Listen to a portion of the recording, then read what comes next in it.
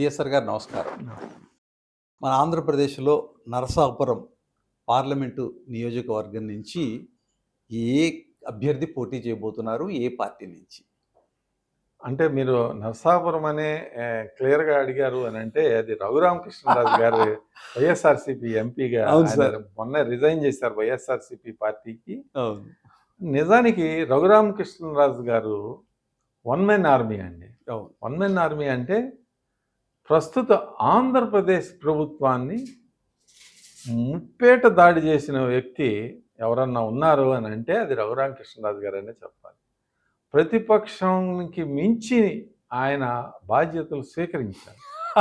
ప్రతిపక్షాన్ని మించి అంటే తెలుగుదేశం పార్టీ ప్రధాన ప్రతిపక్షం, అవును. జనసేన ఒక ప్రతిపక్షం. కానీ ఈ రెండింటిని మించి ఆయన ప్రతిరోజు రాజశేఖర రెడ్డి గారు రచ్చబండి అని ఒక కార్యక్రమం పెట్టారు. అంటే ఏంటంటే చెట్టు కింద ఒక చోట కూర్చొని ఆ ఊళ్ళో రచ్చబండ ఉంటే అక్కడ కూర్చొని పరిష్కరించడం. ఈయన రాజకీయ రచ్చబండ చేశారు దాన్ని. అంటే రాజశేఖర రెడ్డి గారు అంటే ఆయన కొద్దిగా అభిమానం ఉంది. ఆయన రాజకీయ రచ్చబండ చేసి ప్రతిరోజు 1 గంటకి ఒక కార్యక్రమం ఆయన ఎక్కడున్నా కానీ అంటే ప్రజలతో సంబంధాలు. ఒక ఆదివారం పండగల రోజు మినహాయించి సుదీర్ఘంగా 3 సంవత్సరాల కాలం పాటు మొదట్లో ఇదెక్కడ సుత్తిరా అని అనుకున్నారు. ఆసక్తి తర్వాత ఈయన ప్రోగ్రాము ఎప్పుడు వస్తుందా అని చెప్పి ప్రజల్లో ఆసక్తి పెరిగింది. ఎందుకనంటే తర్వాత ఈ తెలుగుదేశం పార్టీ కానీ జనసేన కానీ ఈ స్పోక్స్ పర్సన్స్ మాట్లాడే మాటల్ని ఎవరు పట్టించుకోవటం మానేశారు. ఎందుకనంటే రఘురామకృష్ణరాజు గారు ఈ మాటలన్నీ మామూలు రచ్చబండలో చెబుతున్నారు.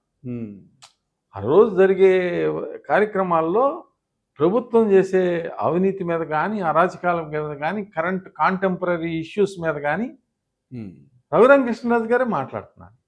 కాబట్టి ఇంకా వీళ్ళకి ఛాన్సే లేదు. తర్వాత ఒక కొంతకాలం ఏమయ్యారంటే తెలుగుదేశం పార్టీ స్పోక్స్ పర్సన్స్ వీళ్ళు రఘురామకృష్ణరాజు గారు ఏం మాట్లాడతారో చూసి వాళ్ళు మార్చుకోవాల్సి వచ్చింది. అదే సబ్జెక్ట్ మళ్ళీ వాళ్ళు మాట్లాడితే వాల్యూ ఉండదు కదా. అప్పుడు ఆసక్తి ఉండదు ప్రజల్లో. ఒక విషయం మీద ఒక వ్యక్తి ఆల్రెడీ రఘురామకృష్ణరాజు గారు మాట్లాడేసిన తర్వాత అది ప్రజల్లోకి వెళ్ళిపోయిన తర్వాత మళ్ళీ అదే విషయం మీద ఇదే సబ్జెక్ట్ మాట్లాడుతున్నారు. లేటుగా ప్రధాన ప్రతిపక్షం లేటుగా చెప్పడం అనేది అది కరెక్ట్గా ఉండదు కదా. అందుకని చెప్పి వాళ్ళు కొంచెం ఆయనది ఫాలో అవుతా అలా తెలుగుదేశం పార్టీ వాళ్ళందరూ కూడా ప్రతిపక్షం అంతా కూడా ప్రజల పక్షాన నిలిచిన వ్యక్తి. తెలుగుదేశం అని కాదు, జనసేన అని కాదు, సిపిఐ, సిపిఎం, కాంగ్రెస్ పార్టీ ఇవన్నీ కాకుండా ప్రజల పక్షాన నిలిచి పోరాడిన వ్యక్తి ఎవరన్నా ఉన్నారంటే ఆయన రఘురామకృష్ణరాజు గారు. ఎంతోమంది ప్రభుత్వం చేసే దమనకాండ వలన నష్టపోయిన వాళ్ళందరికీ కూడా ఆర్థిక సహాయం కానీ లీగల్ సహాయం కానీ అండగా కానీ నేను ఉన్నాను అని అంటూ ఇప్పుడు ఆయన ఢిల్లీలో ఉన్నాడండి. ఏం చేయగలుగుతాడు? కబాలను ఏదో ఆపద వస్తుంది, ఎవరన్నా పోలీస్ స్టేషన్లో లాయర్కి ఫోన్ చేసి ఒక సీనియర్ లాయర్కి ఫోన్ చేసి అదేదో కొద్దిగా చూడండి, అక్కడ దగ్గరలో ఉన్న వాళ్ళని ఏదైనా ఆర్థిక సహాయం కావాల్సి వచ్చిందనుకోండి, మరి తప్పకుండా ఆయనకి అందరికి కూడా ఎంతోమందిని ఆదుకున్న వ్యక్తి ఎవరన్నా ఉన్నారు అని అంటే అది రఘురామకృష్ణరాజు గారు అనే చెప్పాలి. వన్ మెన్ ఆర్మీ తెలుగుదేశం పార్టీకి కానీ జనసేనకు కానీ 3 వంతులు ప్రచారం చేసిన వ్యక్తి రఘురామకృష్ణరాజు గారు. ఆ నియోజకవర్గంలో జనసేన పార్టీకి తెలుగుదేశం పార్టీకి కలిపి వచ్చిన ఓట్లు వైఎస్ఆర్సీపీ కంటే 1,60,000 ఓట్లు ఎక్కువ ఉన్నాయి. అందుకని తెలుగుదేశం పార్టీ అభ్యర్థిగానైనా జనసేన పార్టీ అభ్యర్థిగానైనా ఆయన గెలుస్తాను అని సరదాగా ఆయన చెప్పడం జరుగుతుంది. ఎందుకనంటే మీరు సాన్నిహిత్యం అమరావతి బహిరంగ సభలో కానీ మరి ఆయన ఏంటంటే ఆయన అతి దారుణంగా ఒక ఎంపీని భారతదేశ చరిత్రలో ఎక్కడా కూడా జరగని విధంగా ఒక ఎంపీని అతి దారుణంగా హింసించడం అంటే ఇదే. ఒకసారి గుజరాత్లో మాన్ సింగ్ అని చెప్పి ఆయన ఎంపీ కాదు, పోటీ చేస్తూ ఉన్నాడు భాజపా అభ్యర్థిగా. కాంగ్రెస్ పార్టీ అధికారంలో ఉంది రాజస్థాన్లో అండి, రాజస్థాన్లో ఆ మాన్ సింగ్ అంటే రాజ్పుట్ ఆయన ఎలక్షన్ ర్యాలీ మీదకి పోలీసులు ఇచ్చేసి దమనకాండ ఇచ్చేస్తే ఆయన చనిపోతాడు అక్కడ. బా. ఆ బై ఎలక్షన్లో వాళ్ళు గెలుస్తారు. ఉమ్. అంటే అంతటి సంఘటన తర్వాత జరిగింది ఇది ఒక్కటే. ఉమ్.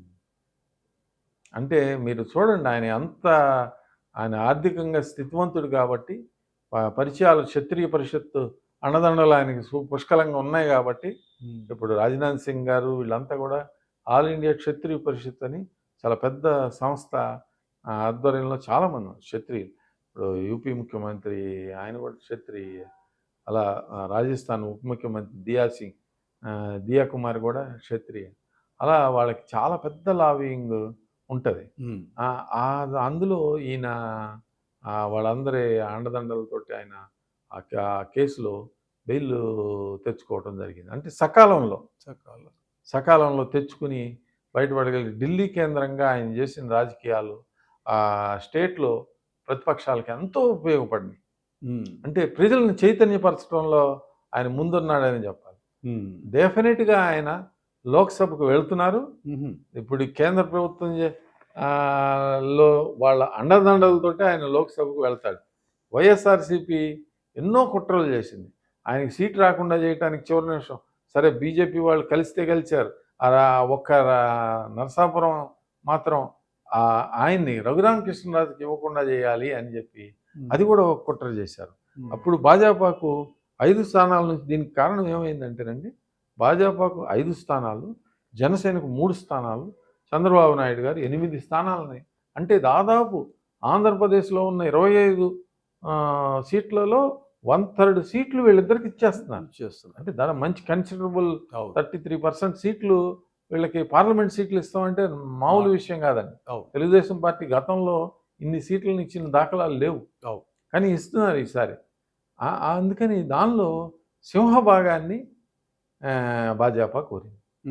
మాకు 400 మేము టార్గెట్ పెట్టుకున్నాము అంటే ఫస్ట్ ఆయన తన సోదరుడి సీటు అనకాపల్లిని ఇచ్చేశారు. ఎవరు? మన పవన్ కళ్యాణ్ గారు. నాగబాబు గారు అనకాపల్లి నుంచి పోటీ చేస్తారు అనేది మొదట అనుకున్న ఇది. తర్వాత భాజపా కేంద్ర నాయకత్వం ఆయన్ని కూడా పార్లమెంటుకు పోటీ చేయమని అడిగినట్లుగా తెలుస్తాను. ఈ పరిస్థితుల్లో కాకినాడ, ఇక్కడ ఎలాగూ బాలశౌరి గారికి మచిలీపట్నం కేటాయించారు కాబట్టి కాకినాడ పార్లమెంట్ స్థానం నుంచి ఆయన పోటీ చేసే అవకాశం ఉంది.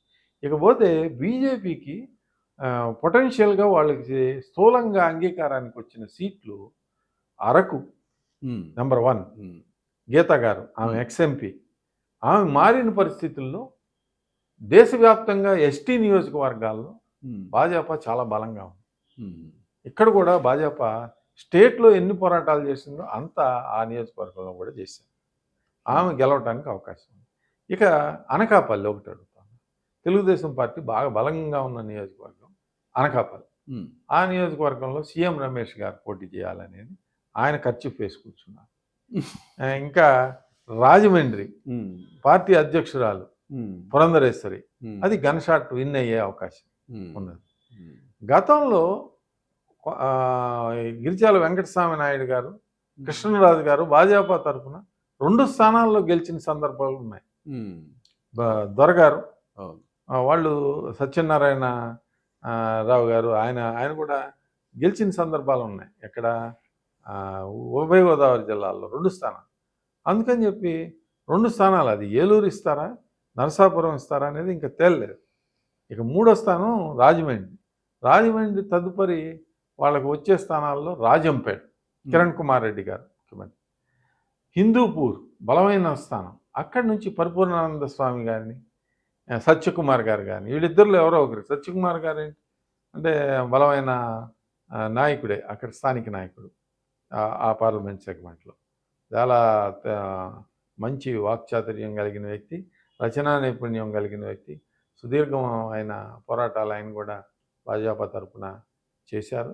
ఇక పరిపూర్ణానంద స్వామి గారు అంటే ఆయన సహజంగానే ఎంతో కాలంగా భాజపాకి వాయిస్గా ఆయన ఉన్నారు. శూద్రుల తరఫున భాజపాలో ఆయన ఒక స్వామీజీగా ఉన్నారు కాబట్టి తప్పకుండా ఆయనకు కూడా అవకాశం ఉంది. ఇక 5 స్థానాలు పోతే 6వ స్థానం తిరుపతి లోక్సభ నియోజకవర్గం ఎస్సీ రిజర్వ్.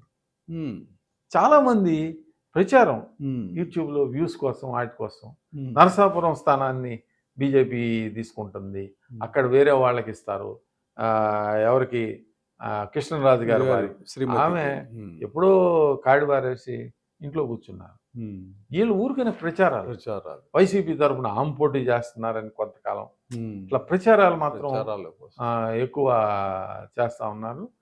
ఆ స్థానం నరసాపురం నియోజకవర్గం ఉమ్, తిరుపతి తీసుకోకుండా నరసాపురం తీసుకునేటట్టయితే ఉమ్, ఆ స్థానాన్ని తెలుగుదేశం పార్టీ రఘురామకృష్ణరాజు గారికి ఇచ్చేటట్లయితేనే భాజపాకి ఇస్తుంది.